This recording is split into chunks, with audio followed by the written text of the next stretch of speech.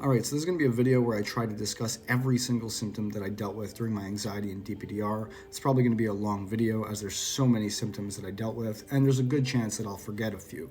So if there's any that you guys deal with, go ahead and comment them if I didn't mention any, and I'll let you know if I dealt with it too. So one of the first symptoms that started my anxiety and DPDR was a tension behind my neck and head area. I started to get headaches at the base of my skull almost every day, and it would basically come all the way over and give like a headband type sensation on my head. It would feel like I always had some sort of pressure there, which started to convince me that there might be something wrong with me. And so that was one of the first symptoms. I also started to develop what felt like a shortness of breath. But it wasn't so much like I couldn't walk from one place to another. I'd still be able to breathe normally. It just felt like I couldn't get a good breath. Like I would inhale and the breath wouldn't like register or something. It felt very strange. And that carried on all through my anxiety and DPDR. I dealt with constant disconnection 24/7, so there was disconnection from the world around me as well as myself. So for instance, my hands, when I'd be moving and doing things, it didn't feel like they were my own. My actions kind of felt like I was on autopilot 24/7, or that I was some sort of robot. And when I would look at family members or old pictures of myself, I wouldn't recognize myself. And I'd recognize my family in the sense that I would know who they are, but I wouldn't feel an emotional connection. And for a split second, it would almost feel like they were strangers, which would send me into panic attacks all the time. That also leads into the fact that I had panic attacks. I had panic attacks pretty regularly, especially at the beginning. And even through my recovery, I did have a couple episodes of panic attacks. So tying into my memories didn't feel like my own. I had no emotional connection to like the seasons or Christmas or reflecting on past things that happened. It almost felt like that was a separate life for me, like something I never actually lived. I don't know whose memories these are, even though I knew logically they were mine.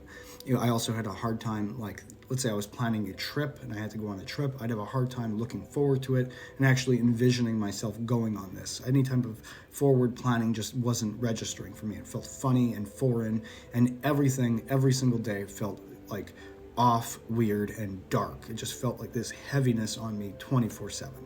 I also dealt with some very strange fears, one of which being trees and the night sky for whatever reason.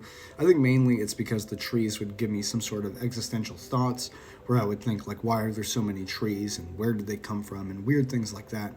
Mind you, I didn't deal with existential thoughts too bad. Like I mentioned in my other video, I would often just say to myself, this isn't something I'm meant to understand, and just let them be. So I didn't deal with that too much, but I did have some existential thoughts and very strange fears, like of trees and the night sky. It would just give me very weird emotions for whatever reason. Now, generally speaking, I dealt with intense health anxiety. I always thought there was something else wrong with me, and I would obsess over it to insane degrees where I thought I'd have, varying conditions. The biggest one, obviously, like most people with DPDR, was the concept that I had either schizophrenia or that I was losing my mind. And I dealt with that for months and months and months. And even though like I didn't lose my mind at that point, it just still felt like I was slipping from reality. So I was convinced. Then I'd become convinced, for instance, about heart issues or other health issues. And it was just a constant slew of going to the ER and trying to figure out what was wrong with me. And every time I'd end up being labeled as just having anxiety, which would feel good in the moment, but then I would end up finding some other thing that it could be. But definitely the fear of going insane, or that I had already gone insane, was the biggest fear for me, I think, throughout the entire thing. I would also get these random memories just pop into my head at random moments, like things from my childhood or from like my teen years that I completely forgot about. I mean, completely random memories just pop into my head, and there would be like an emotional valence to it. And then the minute I'd get that, I'd probably spiral into panic because it was such a weird thing to be thinking about. Why would that be coming into my head out of nowhere? And these things obviously have an explanation with anxiety disorders, so after knowing that, I kind of let them be, but that was a very scary symptom for me. I'd also have music playing in my head, like not so much playing in my head, but it's like, when you have a lyric stuck in your head, I'd have that replaying over and over and over, and it would be extremely prevalent when I would try to sleep. Like I'd be trying to lie in bed and I'd have like some Taylor Swift song for whatever reason replaying in my head over and over and over. And obviously that tied into the insomnia that I had. I had a very hard time falling asleep. There were times where I would go even 2 days completely without sleeping because I'd have like new fears that I would develop while trying to fall asleep. Either that I was going to just die in my sleep, or that I'd have a heart issue and it would kill me, or just worrying about DPDR in general would keep me awake, or sometimes I wouldn't even be worrying about anything and my body just wouldn't shut off. I was in that like wired but tired mode where it's like I'm super tired, but my mind just won't shut off, and I have these songs constantly playing over and over and over. I also developed weird fears that I would somehow develop sleep paralysis or weird things like that, that just out of nowhere, it became obsessive for me, which would end up keeping me up. I also dealt with some digestive issues. Mainly it was burping in my case. I was burping maybe 100 times a day, and it would always happen after I'd eat, or even if I didn't eat, or if I just drank something, I'd be burping relentlessly, and I didn't understand why. So obviously with health anxiety, that would lead into other worries and then just make it worse. And with burping, there would also be gas, obviously, so the gas would be traveling from my stomach up into my chest at times, and when it would go to my chest, I would sometimes get sharp pains, and oftentimes I'd actually have a sensation that it felt almost like my heartbeat was skipping. Meanwhile, it was just the gas moving, so obviously you go down another rabbit hole that perhaps you're getting skipped beats, when in reality, it's just the gas moving around your body creating these different sensations. There was a point where I was so anxious, I also felt like I saw myself in third person, almost like I was completely out of body, as weird as that sounds.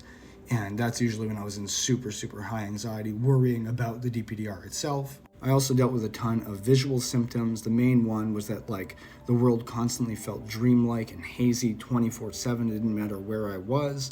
When I'd be in bright lights, it would trigger my DPDR intensely. When I was in dim lights, it would also trigger my DPDR intensely. If I was driving at night, the bright lights would pretty much blind me, or I would have a spot in my vision for quite a while after a light would flash in my eye. I would have after images, if you guys know what that is. It's just basically let's say you're watching TV and you look away, whatever you were watching on TV would kind of follow your field of vision despite not looking at it anymore. I also dealt with tracers and trailers, meaning if my hand or something was to go in front of my face, it would look like it's moving in slow motion, like there was a tail or a trailer on it. I also dealt with visual snow, but that was more prominent if I was outside in the brightness. When I was at home or in a more dimly lit room, I didn't deal with visual snow as much. The same thing applied to the floaters. I had quite a bit of floaters, but only when I'm in a bright area. Another weird visual symptom I dealt with was this weird black dot that would just appear in my vision out of nowhere, and it would usually be at the peripheral, or if I was watching TV, I'd kind of just see it at the corner of my eye. It felt like just a black dot that would just appear and disappear out of nowhere. It also felt like my field of vision had changed. During a panic attack, I often had tunnel vision, but when I was just living now through DPDR, it felt like my vision was expanded, like I had a wider sense of field of vision and peripheral vision, so much so that it became overwhelming, and I'd even notice little shadows at the corner of my eye, or little, differences in the wall, or just weird things like that I would pay too much attention to. I also became hyper-focused on little things. Let's say I was walking, I would look at the floor and say, why is it so dark? Why is this hallway so dark? Why is this different? I would just hyper-analyze things. And I'd get these feelings of dread that just came on randomly by looking at literally anything. It could come from looking at the floor and it being too dark. I would get a feeling of dread. Or I can look at a stock image and it just terrifies me for no reason. Time itself also felt extremely distorted and fragmented. As I mentioned in one of my other videos, I had this thing where it felt like reality would glitch from moment to moment, almost like for a split second I didn't exist at all, and then I'd be in a different part of the room, as if reality was just glitching, and time felt extremely sped up, and at times extremely slow. It just felt completely wrong and foreign to me. I also dealt with what felt like memory loss, and that affected both my long-term and my short-term memory, but especially the short-term, where I can have a conversation with someone about something and pretty much forget what they were talking about moments later. Now, of course, we know now that that's just from attention, and because you're so in your head, you're not focusing on things the same way. But I dealt with what felt like memory loss, even though it wasn't. But essentially the entire time, it just felt like I was in a constant bad trip, or that I took some sort of substance and it completely affected my mind. And that was 24/7. With all of these symptoms that I was dealing with, it didn't make a difference which one at the moment was affecting me, because no matter what, I didn't feel like myself. I felt out of body and foreign. So no matter what, I was constantly analyzing myself and being convinced that I am losing my mind, or that there's something seriously wrong with me. And that's it regarding the symptoms I can remember off the top of my head. Just know that as you recover, all of these symptoms of anxiety and DPDR, they go away completely. I don't deal with any of these anymore. I'm completely 100% recovered, and all of those symptoms faded away gradually as I went through my recovery. If you're in the thick of it right now, I have my free DPDR Calm Kit that you can get by simply DMing me.